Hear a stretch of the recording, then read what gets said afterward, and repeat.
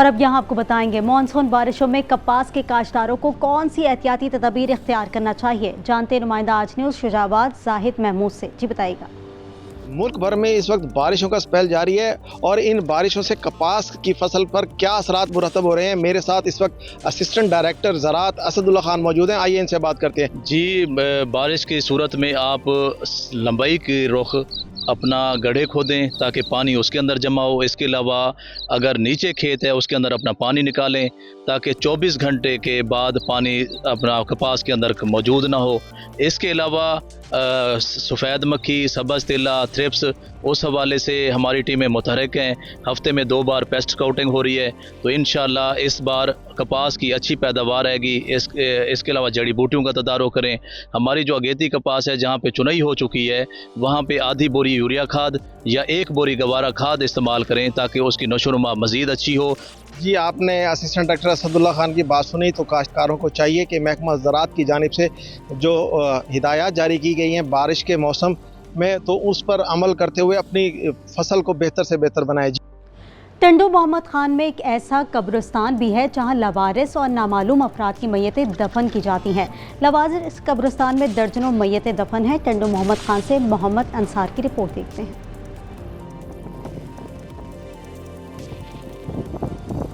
ये टंडो मोहम्मद खान का वो कब्रिस्तान है जहाँ पर ना कोई मातम करने वाला है और ना ही कोई फातिहा पढ़ने वाला। यहाँ वो लोग दफन हैं जिन्हें लोग लावारिस कहते हैं। ये कब्रें उन बेनाम इंसानों की हैं जिन्हें ना कोई रिश्तेदार पहचान सका, ना कोई दोस्त नसीब हुआ, मगर फिर भी इनकी तदफीन हुई एक फलाई तंजीम के हाथों, खामोशी से एहतराम के साथ। ये फलाई तंजीम पिछले कई सालों से इन लावारिस अफराद को दफनाने का काम कर रही है जिन्हें अस्पताल या पुलिस की तहवील में यहाँ लाया जाता है। टंडो मोहम्मद खान के लावारिस कब्रिस्तान का इसका नाम दिया है, जिसकी संग बुनियाद 2018 में रखी गई थी। हमने ये एक दोस्तों के साथ फैसला किया क्यों ना एक लावारिस कब्रिस्तान बनाया जाए। अगर किसी का मिसिंग हो तो यहाँ पर वो आ जाए, हम उसकी फोटेज वगैरह, उसकी डिटेल, कपड़े वगैरह वो हम सारे अपने पास महफूज रखते हैं। इस कब्रिस्तान में अब तक दर्जनों लावारिस अफराद को दफनाया जा चुका है। कुछ हादसात के शिकार, कुछ बेघर, कुछ जिनकी शनाख्त कभी ना हो सकी।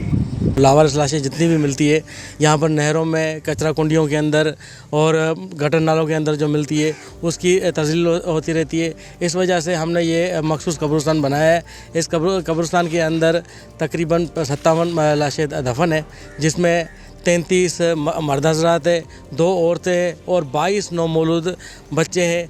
ये लोग शायद ज़िंदगी में तन्हा थे, लेकिन मौत के बाद कोई तो था जो इनके जनाजे को कंधा दे सका। ये कब्रिस्तान सिर्फ मिट्टी का ढेर नहीं, ये खामोश गवाह है उन कहानियों का जो कभी नहीं सुनाई जा सकी। मोहम्मद अंसार, आज न्यूज़, टंडो मोहम्मद खान।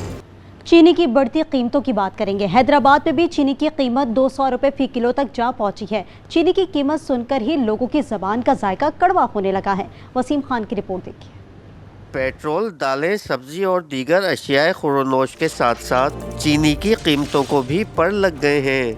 170 रुपये फ़ी किलो मिलने वाली चीनी 200 रुपये किलो फरोख्त हो रही है। पहले से महंगाई के सताए अफराद हुकूमत और इंतजामिया को दुहाई देते दिखाई देते हैं। 200 रुपये किलो चीनी बेच रहे दुकानदार, कोई इंतजामिया इन दुकानदारों पे छापे नहीं मार रही है, ये अपनी मर्जी के रेट बेच रही है। तो 1800-1200 रुपये हमारी दिहाड़ी, आप बताओ तुम गरीब आदमी कैसे पूरा करेगा। चीनी जो है वो तकरीबन 200 रुपये किलो पे पहुंच गई है। एक आम आदमी की जो है कुव्वत खरीद से बाहर हो चुकी है। इसके अलावा भी दीगर चीज़ें हैं जो सारी तकरीबन महंगी है। आदमी परेशान हो गया यार, कोई चीज़ नहीं ले सकता, समझ लो।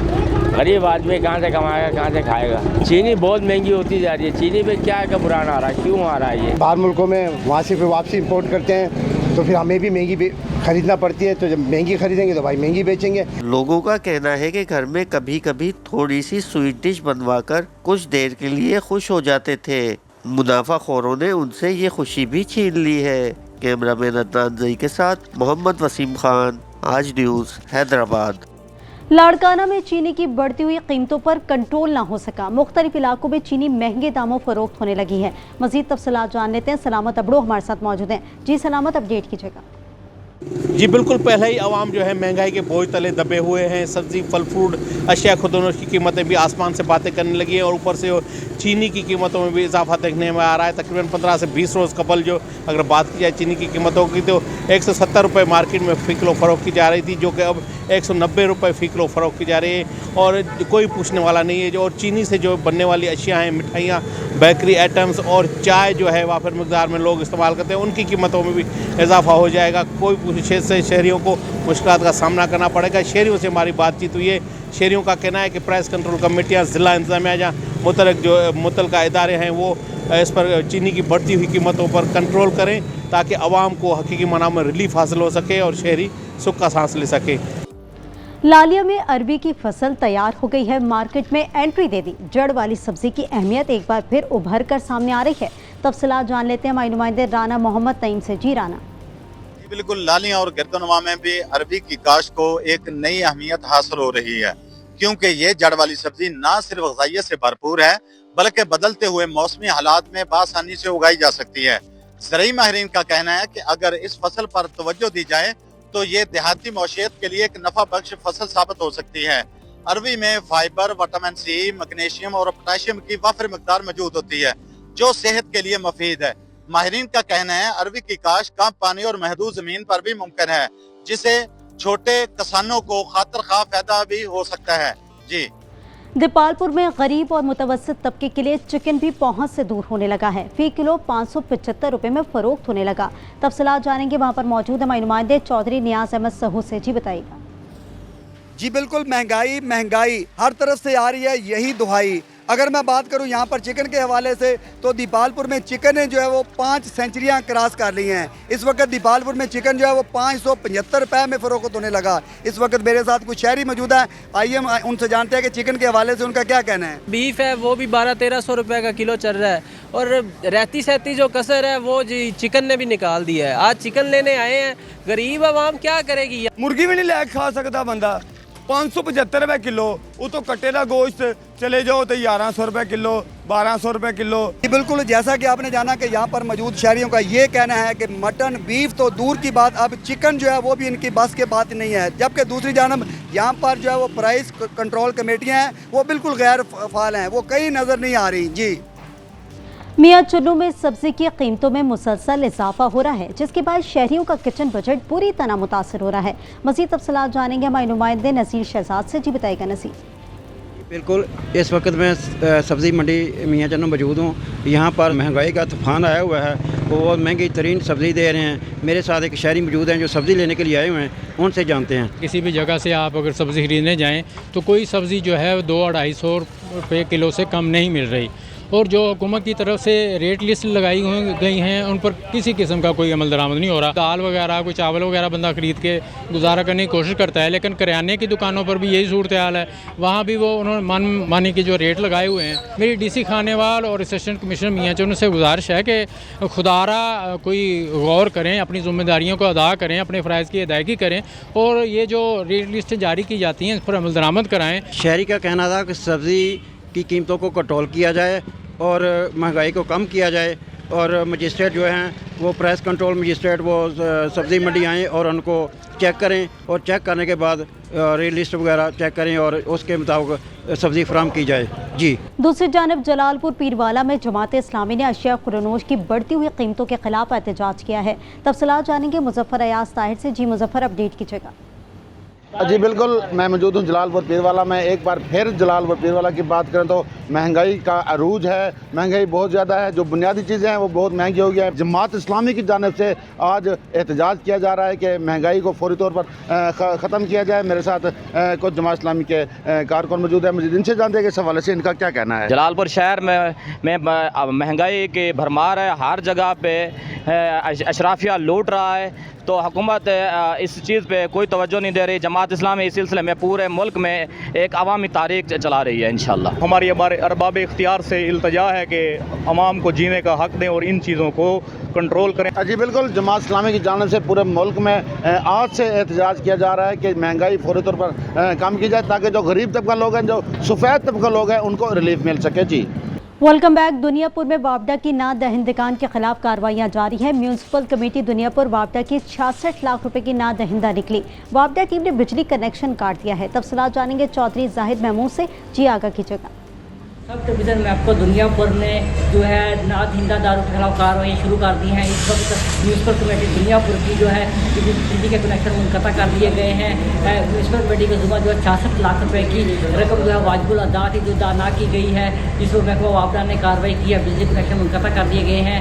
म्यूनिसिपल कमेटी की बिजली बंद हो जाने के बाद जो यहाँ पर जनरेटर चलाकर डीजल के जरिए दफातर में जो है बिजली चालू की गई है, लेकिन यहाँ पर लाइट चल रही है, पखे चल रहे हैं, लेकिन यहाँ पर मुलाजमी लगाई हुई जोर समर की है कि जो एमसी की बिजली मुनक़ता की गई है, इस बारे में असिस्टेंट कमिश्नर दुनियापुर से गुलाम मुस्तफा जट नोटिस लें और जो रकम वाजिबुल अदा है अदा करके जो बिजली की सप्लाई बहाल की जाए। जिसको बिजली कनेक्शन मुनक़ता हो जाने के बाद शहर में जो है डिस्पोजल्स और सीवरेज का सिस्टम जो है जाम हो जाएगा। जो मीठा पानी की सप्लाई है वो भी बंद हो जाएगी। जरूरत इस की है काम इस बारे में फिर फोन नोटिस लेकर एमसी की बिजली चालू कराएँ।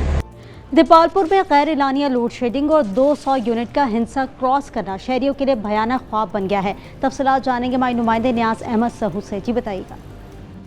जी बिल्कुल ऐसा है कि अगर मैं बिजली के यूनिट के हवाले से बात करूं तो बाहर की दुनिया में अगर यूनिट ज़्यादा इस्तेमाल होते हैं तो उसका बिल जो है वो कम आता है, लेकिन पाकिस्तान में अगर देखा जाए तो उल्टी गंगा बह रही है। अगर हम यूनिट ज़्यादा जो सर्व करते हैं तो उसका बिल जो है वो ज़्यादा आ जाता है। इस वक्त मेरे साथ कुछ शहरी मौजूदा आईएम से जानते हैं कि इस हवाले से उनका क्या कहना है। एक ये कि लोड शेडिंग और दूसरा ये कि अगर पाकिस्तान के अंदर सूरत हाल ये है कि 200 तक यूनिट इस्तेमाल करेंगे तो उसका रेट और है। अगर 200 से ऊपर एक यूनिट भी हो जाए वो तकरीबन 5 से 6 हज़ार का फ़र्क जो है वो पड़ जाता है। और फिर मुसीबत एक ये भी है कि 6 माह तक मुसलसल फिर उस यूनिट से हिसाब जो है यूनिट का रेट जो है वो लगाया जाता है। तो मैं इस मौका पर यकीनन हुकूमत वक्त से ये अपील करूँगा कि इस पर गौर व खौस किया जाए। जी बिल्कुल, जैसा कि आपने जाना कि यहाँ पर मौजूद शहरियों का ये कहना था कि अगर हम बिजली के यूनिट जो है वो 200 से ऊपर एक यूनिट भी चला जाए तो वो उसका बिल जो है वो 5 से 6 हज़ार रुपये आता है, जबकि दूसरी बाहर के मुल्कों में इस तरह का निज़ाम नहीं चलता। हुकूमत वक्त को चाहिए कि एक लोड शेडिंग पर कंट्रोल करे,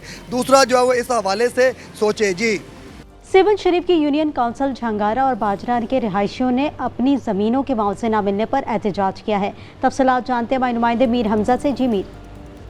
जी बिल्कुल, इस वक्त मैं सेवन शरीफ की OGDCL कंपनी पर मौजूद हूँ, जहाँ पर इलाका मकीनों की जानिब से एहतजाजी मुजाहरा करके धरना दिया गया है। मज़ीद हमारे साथ मुजाहिरीन भी मौजूद हैं, उनसे बात करते हैं कि उनके क्या मुतालबात हैं। देखो ना, ये यहाँ पे लोग खड़े हैं, ठीक है, इनको सबको ब्लैकमेल इस कंपनी ने किए।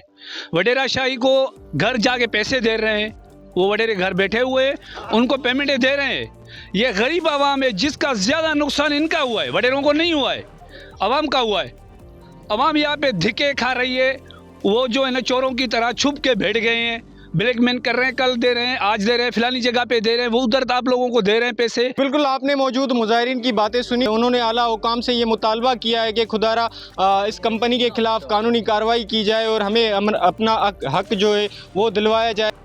टंडोला यार में रीजनल डायरेक्टर मोहतसिब ने खुली कचहरी का इनेकाद किया। साइलिन के मसाइल हल करने के अहकाम जारी किए। तफसीलात जानेंगे अब्दुल लतीफ़ कायम खानी से। जी बताइएगा। जी, इस वक्त मैं जो है डिस्ट्रिक्ट अकाउंट ऑफिसर टंडोलियार में मौजूद हूँ। यहाँ पर रीजनल डायरेक्टर मिरपुखा डिवीज़न ने जो है खुली कचहरी का इनेकाद किया है, जहाँ पर जो है साइलिन ने अपने मसाइल हल किए हैं। यहाँ इसलिए आए हैं आज ताकि वहाँ पे विज़िट भी कर लें और यहाँ के लोगों के जो भी मसाइल हैं उसके लिए मुनासिब जो है आर्डर्स हम दे दें। तो इसीलिए आज हाज़िर हुए हैं। कुछ लोगों ने हमें बताया है कोई चीज़ें, उसी पे हमने जो है देखी हैं। जी, आपने सुना, इन्होंने कहा कि हमने जो है साइलिन के मसाइल सुने हैं और बरवक्त आर्डर भी किए हैं और कुछ जो है उनके लिए जो है अहकामात जारी किए हैं। जी, पाकिस्तान रेलवे की रायगढ़ में 52 एकड़ से ज़ायद रकबे पर मुहित रेलवे वर्कशॉप ने जंगल का रूप धार लिया। खतरनाक हशरातुल अर्ज़ की मौजूदगी से हज़ारों मजदूरों की जिंदगियां दांव पर लग चुकी हैं। मज़ीद तफसीलात बता रहे हैं हमारे नुमाइंदे आसिफ नईम शेख। जी बताइएगा आसिफ। जी बिल्कुल, मैं इस वक्त Pakistan railway track depot workshop में मौजूद हूं, जो कि पाकिस्तान की दूसरी बड़ी वर्कशॉप है। 52 एकड़ से ज़ायद रकबे पे मुहित इस वर्कशॉप में हज़ारों अफराद जो हैं वो काम करते हैं। इस ट्रैक डिपो से तैयार होने वाला मटीरियल पाकिस्तान रेल को रवां दवां रखने के लिए इस्तेमाल किया जाता है। इस ट्रैक डिपो को जो पहले मैदान की शक्ल में मौजूद था, अब जंगलात का रूप धार चुका है। ख़तरनाक हशरातुल अर्ज़ यहाँ पे पाए जा रहे हैं, ख़तरनाक किस्म के सांप भी यहाँ पे मौजूद हैं, जिसकी वजह से यहाँ पे काम करने वाले मजदूर जो हैं वो खौफ व हरास में मुब्तला हैं। अगर बात की जाए इसकी बिल्डिंग और इमारत की, तो वो भी खस्ता हाली का शिकार है। मुतअद्दिद बार जो है वो प्लस्तर गिरने से कई अफराद जो है वो ज़ख्मी हो चुके हैं। सिक्योरिटी की बात की जाए तो यहाँ पे पुलिस नफरी भी बराए नाम तैनात है, क्योंकि यहाँ पे गश्त के लिए कोई माकूल इंतज़ाम नहीं है। इसी तरह रोशनी का बिल्कुल इंतज़ाम ना होने की वजह से यहाँ पे चोरी की वारदातें भी मुतअद्दिद बार हो चुकी हैं। लेकिन पाकिस्तान रेलवे ने इस अहम तरीन वर्कशॉप को नज़रअंदाज किया हुआ है। यहाँ पे काम करने वाले मुलाजमीन ने मुतालबा किया है कि पाकिस्तान रेलवे इंतज़ामिया इस वर्कशॉप के मसाइल को फौरी हल करने के लिए खुसूसी इक़दामात करे।